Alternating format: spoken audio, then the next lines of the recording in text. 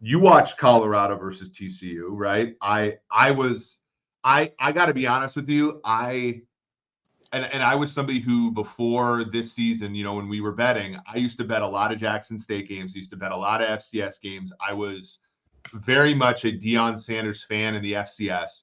I was not expecting them to be as competitive as they were with the team that was in the national championship game a season ago. Granted, TCU they lost a lot of players, chief among them their quarterback, and offensively, they had like something like 18% returning snaps or something like that, something insane. So they're certainly rebuilding.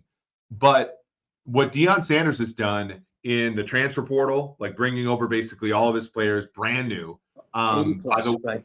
By the way, if you're a college coach out there and you're looking for some assistance in doing such things, Sumer Sports, Thomas.Dimitrov at sumersports.com would probably be your first contact. But I'm amazed at how effectively they played to their strengths and avoided their weaknesses on Saturday. And then, of course, Travis Hunter, 117 total snaps. He caught 11 passes for over 100 and almost 120 yards. He had 3 tackles, forced 3 incompletions, and had an interception. I mean, this guy was the modern day Deion Sanders in that game, and probably even more because Deion, I think we all remember Deion as an amazing corner. He did start 9 games as a wide receiver in 1996 for the Dallas Cowboys, playing both ways. But for the most part, he was kind of a bit player on offense. Hunter was a full-time player, more or less, on both sides of the football, Thomas. When you watched him play, what went through your mind as an evaluator? Look, how appropriate was that for Deion to come out of the gate with a sort of Deion reincarnate, right? I think loved what they're doing, by the way. Everyone is down. You have such a mix, right, out there, people who are, having their thoughts about how Deion approached this and how could he turn everything up. 80 plus new recruits, right? I think he was doing it the way that he does it. I mean, could we imagine him doing it any other way? Could we imagine him coming in with this air of confidence that early on, a lot of us were kind of going, come on, Deion, man, put a little chill on it. I mean, it's not that easy. This dude understands how he's going to do it. He's going to do it. You're going to pin your ears back. You're going to be as confident as you can be. He's going to bring in HBCU guys who are damn good athletes across the board, and he's going to instill in them out the gate this level of confidence that no coach, I don't know if any coach can truly do it the way that he would do it, because that was him. So there's no BS to it, right? And even listening to some of the old staunch coaches on College Game Day and listening to Urban Meyer, give him his credit. I mean, Urban gave him a full-on thumbs up. He was shocked and he just said, look, he lauded the heck out of him. I will say this. What we can't forget is when you have a guy, and I'm not saying all really, really good football players and athletes are great evaluators. Deion has an unbelievable eye because he is a guy that not only is an amazing athlete, movement, everything we've all talked about at every position. It's a matchup league. He knows who the true athletes are. He knows how he can take those athletes and put them in the right spot to thrive. So you get this guy with an unbelievable eye for talent, the ability to see how he can put the talent in the right place, and then get a great staff. I mean, he hires the guy from Kent State. What is his name? I had it. The head coach there, he's a really good football coach. Those of us in the league know it. I'm only blanking because Kent State falls off the side of my mind here every once in a while.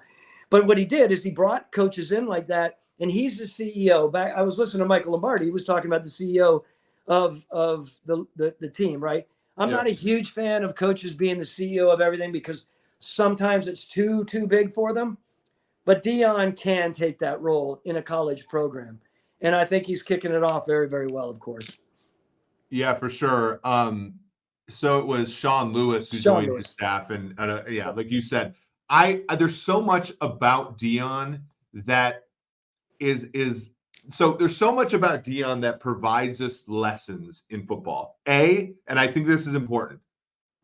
In the NFL, where talent is pretty flat, scheme and coaching, I think, matter a little bit more than in college, where it's really, and this is like, I think it's music to your ears as an evaluator. In college football, it's about recruiting great players. And so, like, the part of me that was like a little bit worried about Deion was like, well, can he scheme it up? He can bring great players in and motivate them, but can he out scheme somebody? And ultimately, maybe that, and I'm not a scheme expert, but from what I can tell, it was a lot of simple stuff that beat TCU. It was get your great players against their supposed great players and win matchups. And that's all they did the whole game.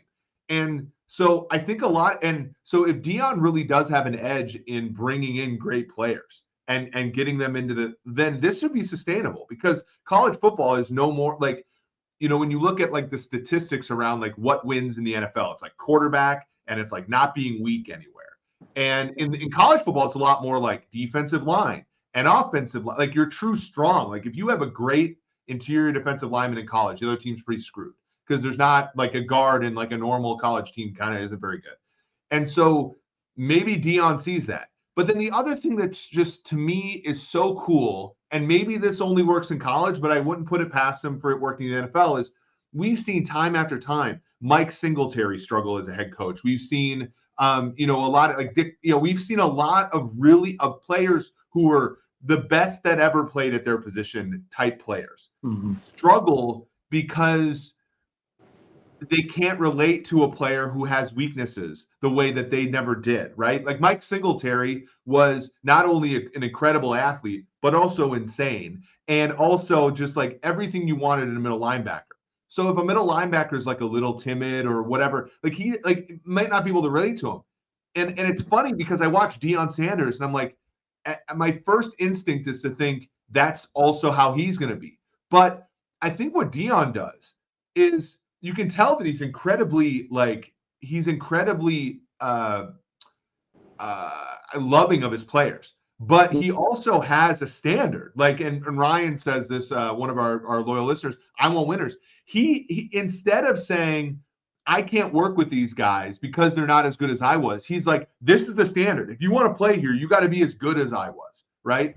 And I think that there's a measure that, like, if you get to pick your players, which you do in college football now, like, I think that can win. Do you not think the AD of Colorado, and you watched them, they hugged in the middle of the field. He was sweating up and down his face. Sweating, crying, the excitement.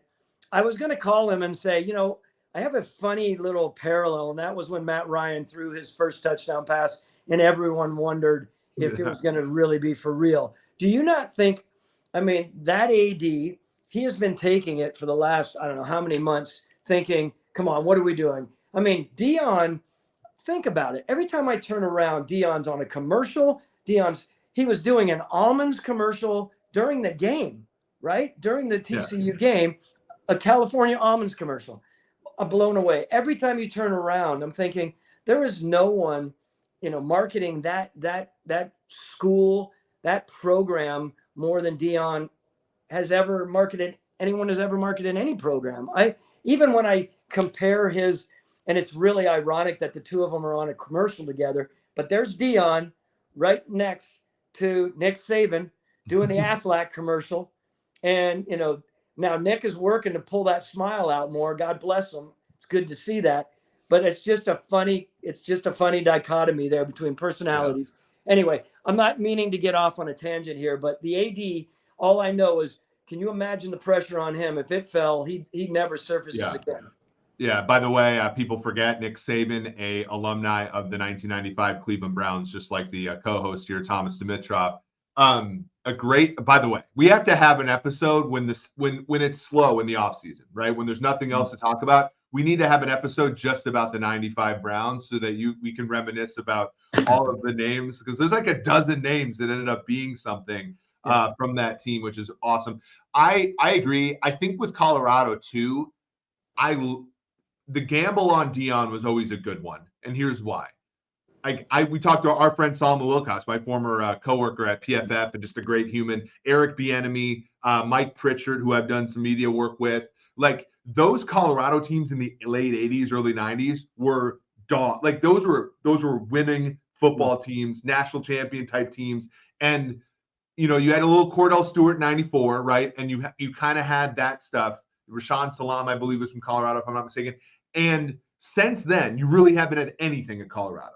And so if you're one of the and you're moving conferences, all this kind of stuff, like there's just so much there. I love the fact that they swung for the fences, right? Because now you put that Colorado team and you look like Boulder is in the middle of nowhere. If you think about the country, you know this because you have a home there. Like the next nearest city is like 6 hours away via car.